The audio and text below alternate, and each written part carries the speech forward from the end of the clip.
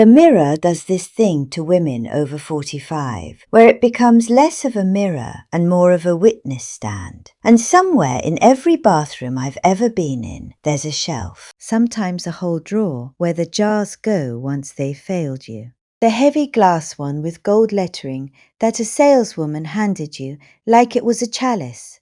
The one your friend swore changed her skin. The one a magazine called Holy Grail.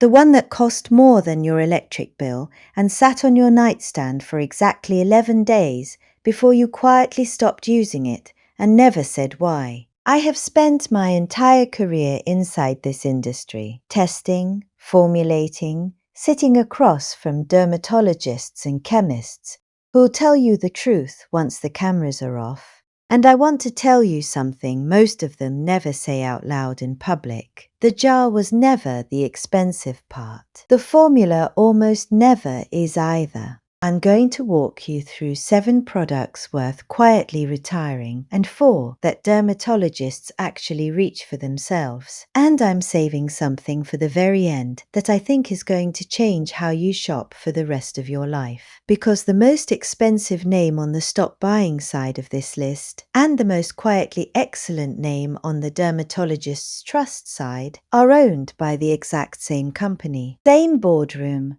same shareholders. Wildly different price tags. Hold on to that thread. It pays off. Here is the one idea I want sitting in the back of your mind for the next several minutes, because everything else hangs off it.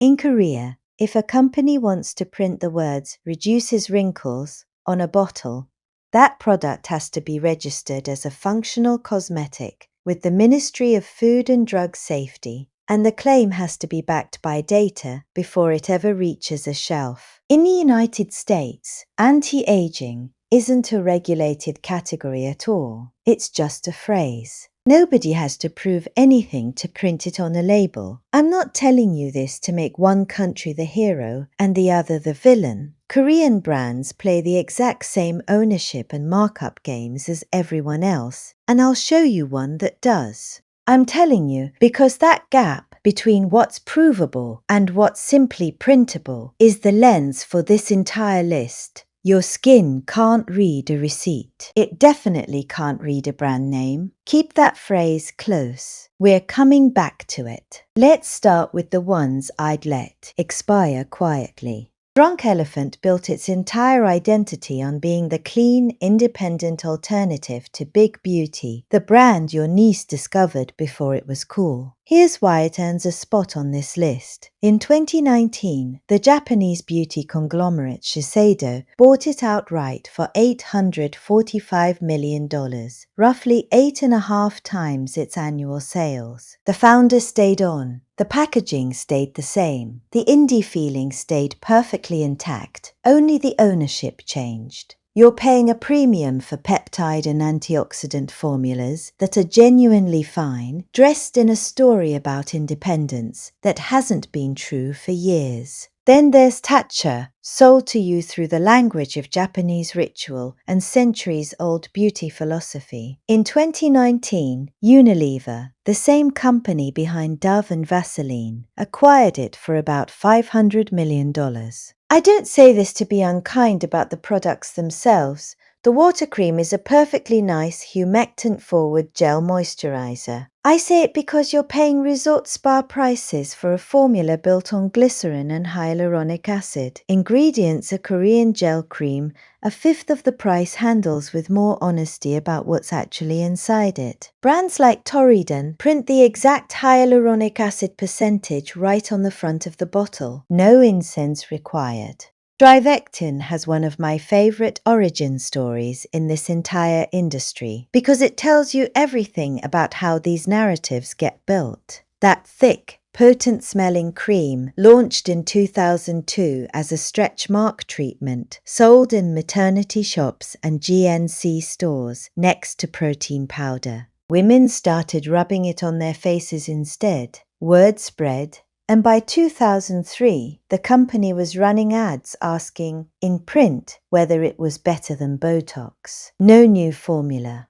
No new science. Just a change of address on the tube and a $135 price tag. That's not a skincare breakthrough. That's a marketing pivot wearing a lab coat. Sunday Riley belongs here for a different reason entirely, not the formula, the trust behind it. In 2019, the Federal Trade Commission filed a complaint alleging that between 2015 and 2017, the company's own managers, including Sunday Riley herself, created fake accounts and posted 5-star reviews of their products on Sephora's website. And when Sephora caught on and pulled the reviews, the company got a VPN to hide where they were coming from. The settlement, finalized in 2020, barred the company from ever misrepresenting a reviewer's identity again. I need you to really hear this one. It doesn't matter how good genes actually is if you can't trust a single word written about it online. If you want a glycolic or lactic acid treatment, look at some Bymise exfoliating toner instead. A fraction of the price, and nothing about its reputation was manufactured in-house. Charlotte Tilbury's Magic Cream is a genuinely lovely smelling, richly textured moisturizer, and I understand exactly why it has a cult following. But in 2020, the Spanish beauty and fashion conglomerate Puig bought a majority stake in the brand for roughly £1.2 billion, with full ownership scheduled to complete by 2031. Since then, its revenue has more than tripled. That's not evidence of a secret ingredient. That's evidence of extraordinary marketing behind a well-made, fairly conventional cream. Now SK2. This is where the list starts to sting a little, because SK2's facial treatment essence is a genuinely elegant product, built around Pitera, a fermented yeast filtrate discovered decades ago, when researchers noticed elderly sake brewery workers had remarkably smooth hands from years submerged in fermentation vats. Beautiful story. Procter & Gamble has owned SK2 since 1991, and you are paying a significant premium for a bottle of Galactomyces ferment filtrate essence. If that category of ingredient interests you, and it should, it's a good one, Mishra's Time Revolution First Treatment Essence has spent over a decade being compared to SK2 by beauty editors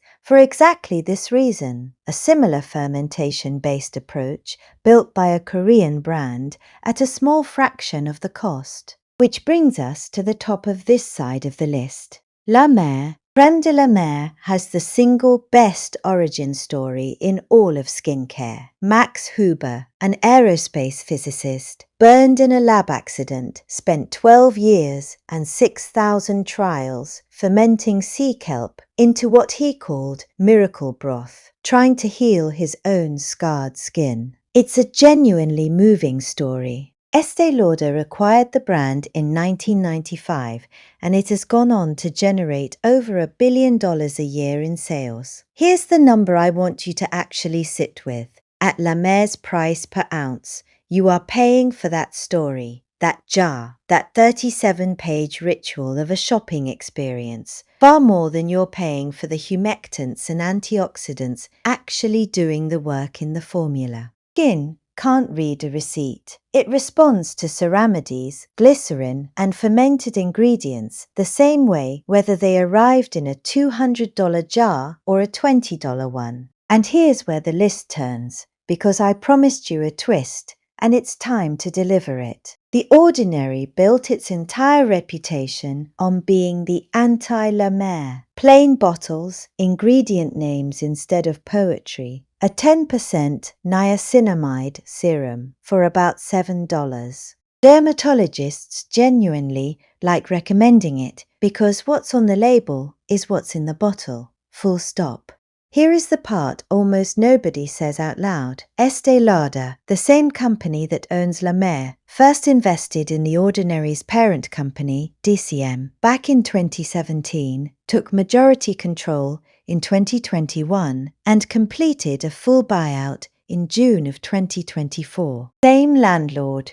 One tenant sells you the theatre. The other sells you the formula, at cost, with almost none of the markup. That's not a coincidence you're supposed to notice. but I want you to. Cerave is the next name, and if you've ever had a dermatologist actually write down a brand for you, there's a very good chance it was this one. It was developed with dermatologists from the start, built around 3 ceramides and a patented delivery technology, and it has stayed almost boringly consistent for years. The kind of consistency I genuinely respect. L'Oréal bought CeraVe in 2017 for $1.3 billion, folding it into the same division that includes La Roche-Posay and Vichy. Being owned by a giant clearly hasn't hurt the formula. It's still the one dermatologists reach for. Neutrogena's Hydro Boost line earns its spot the same way, a genuinely well-built hyaluronic acid gel cream that dermatologists have recommended for over a decade, currently sitting under Kenvue, the consumer health company spun out of Johnson & Johnson in 2023.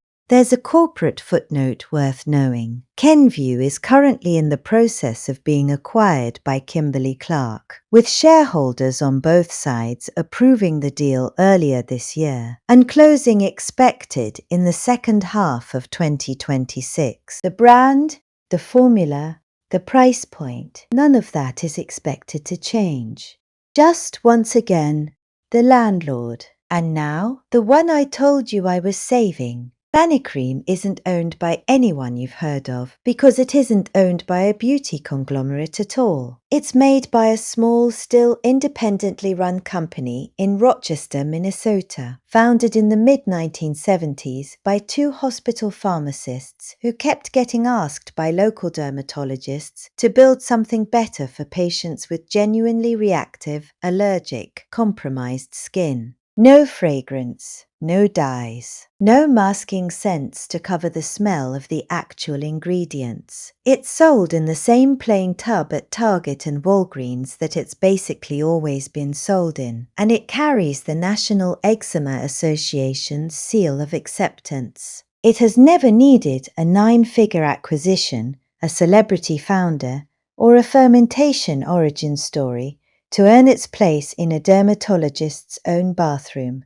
It simply works, and it has for longer than some of the innovative brands on this list have existed. So how do you actually use any of this the next time you're standing in an aisle or scrolling a checkout page? A few honest habits, nothing more dramatic than that. First, before you buy, flip the product over and read the first 5 ingredients after water. That's where the actual formula lives, not on the front label. Second, don't assume expensive means effective or cheap means inferior. Treat price as marketing information, not medical information. Third, borrow one small piece of Korean layering logic because it's simply good practice regardless of what's in your cabinet. Apply your thinnest, most watery products first, essences before serums, serums before creams, and pat them in with your fingertips rather than dragging or rubbing, which helps thin layers actually absorb instead of pilling on the surface. And fourth, give any new active 4 to 6 weeks before deciding whether it's working. Skin does not respond on a marketing timeline. A few honest notes before we close, because you deserve them. What's on shelves rotates constantly, and availability varies by country and even by season, so treat everything I've named tonight as a map of what to look for. The ingredient categories, the ownership patterns, the pricing logic, rather than a guaranteed shopping list you can screenshot and expect to find unchanged in 6 months. Always patch test a new active on a small patch of skin before putting it on your whole face, especially anything with retinol or acids in it. And I want to be very clear about one thing. This list is not about sunscreen. Nothing here should ever make you second guess your SPF, no matter which brand makes it or who owns that brand. It remains the single most proven anti-aging product that exists, full stop. And that's true whether it comes from a giant conglomerate or a tiny independent lab. Zoom out with me for a second because I think the real lesson here is bigger than 11 products. Almost everything expensive in this industry and almost everything affordable in this industry now comes from the same handful of companies: Estee Lauder, L'Oreal, P&G, Unilever, Shiseido, Puig, and soon, it seems, Kimberly-Clark. Being owned by a giant was never actually the danger. Sarave proves that. The danger was always neglect. A brand coasting on an origin story instead of an actual formula, counting on you never flipping the bottle over. Skin can't read a receipt. It never could. It only ever wanted the formula, and it was patient enough to wait for you to notice. Tell me in the comments which of these you've been quietly buying, and which name on this list you're finally ready to let go of. And if you want the next one, because I'm already working on it, it's about the sunscreens dermatologists actually keep in their own bathrooms, including a few that cost less than your morning coffee. Subscribe if you want to be there when it drops. I'll see you in the next one.